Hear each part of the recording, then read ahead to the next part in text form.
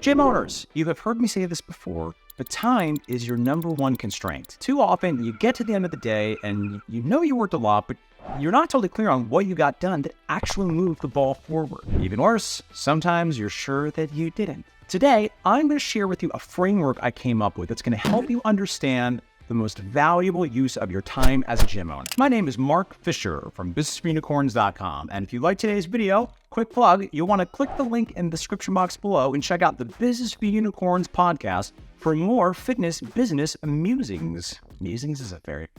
Now, this video is something of a prequel to a video I did recently called Get 5 to 10 More Hours Every Week with This Power Move. And if you haven't checked out that video yet, I think it's worth it. We'll leave a link for that video in the description box below. And I'm just going to briefly reference the exercise we did in the beginning of that video, because to some extent, we always want to start these conversations about how we're using our time by analyzing the hourly rate required to accomplish a given task. So if you're trying to understand your current hourly rate, it is as simple as identifying what is your current yearly pay divided by 2,000. And secondly, as important, I think it's important to understand what is your aspirational yearly play. So in a realistic but ambitious vision of your future, how much money are you making per year? And then in that scenario, when you divide it by 2,000, what is your hourly rate in this aspirational future? And now that you have that number in mind, we can apply some critical thinking based on your market to understand how much it costs to do each of the following tiers. And I think there's 5 tiers I want to discuss today. But if I were to make these even simpler for you, I could probably put in basically 3 tiers, right? So from top down, I'd say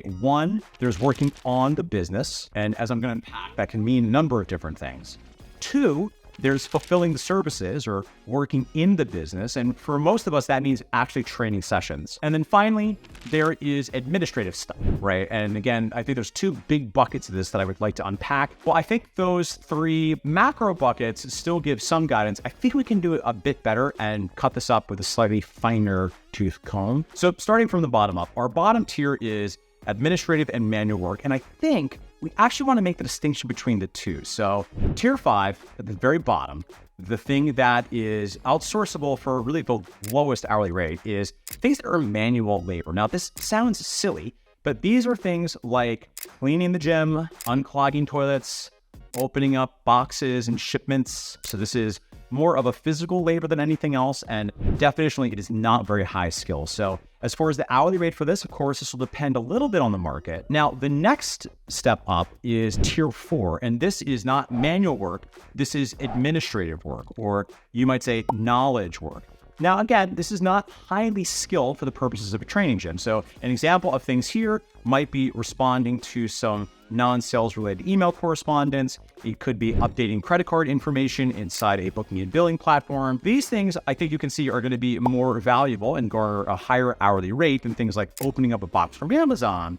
But ultimately, it's not a high skill position. You're not going to need to bring anyone in ever with batteries included for this. Now, admittedly, a distinction I would make between this administrative work versus the manual work is some of the administrative work can be done remotely. So I think that's another consideration, because to some extent, you actually get a discount when you're having someone do it that's not in your market. And if you're an expensive market, then it is even more to your benefit to consider having someone do stuff like this that might not physically be in the same neighborhood. Then we're in tier 3, this middle tier. For our purposes, I am keeping this a single bucket, but admittedly, even here, there's a little bit of a spectrum. So this is you training, it's you fulfilling services. Obviously, fulfilling services is a very important part of what we do. Now, I'm going to leave aside for now, I think there's another consideration, which is to say, is this currently your zone of genius? Is this something you love? In which case, we really want to prioritize you doing this and not opening up boxes from Amazon. But regardless, in a vacuum, this is a higher skilled position. It's going to take,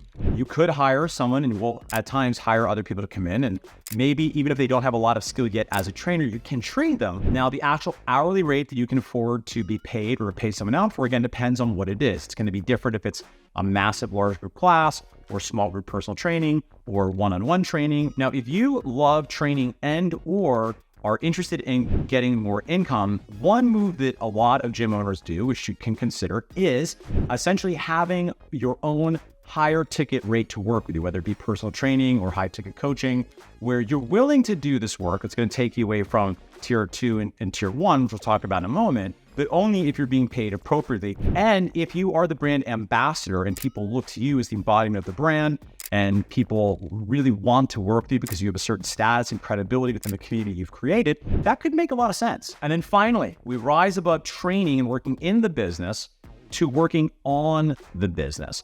Tier 2 is marketing and sales activities that you are personally executing. This is very important, right? If you're able to actually make money and drive revenue with your time, well, that is something that is going to garner a higher hourly rate than just fulfilling the services, and certainly more so than filling out memberships form or opening up boxes. So marketing and sales, although learnable, are definitely more specialized skills, and they will tend to cost more to have someone come in, because essentially you are bringing someone in that is driving revenue for the entire business. So for obvious reasons, with most training gyms, the owner-operator is going to keep their arms around these roles. And in some situations with more modest gyms, they might be single-handedly responsible for all of the marketing strategy, most of the execution of the marketing, including writing Instagram content, email content, and personally doing the sales follow-up and sales conversations. But there is another tier, even above this, and you might be asking, Mark, what could be more valuable than executing marketing and sales activities or growing revenue?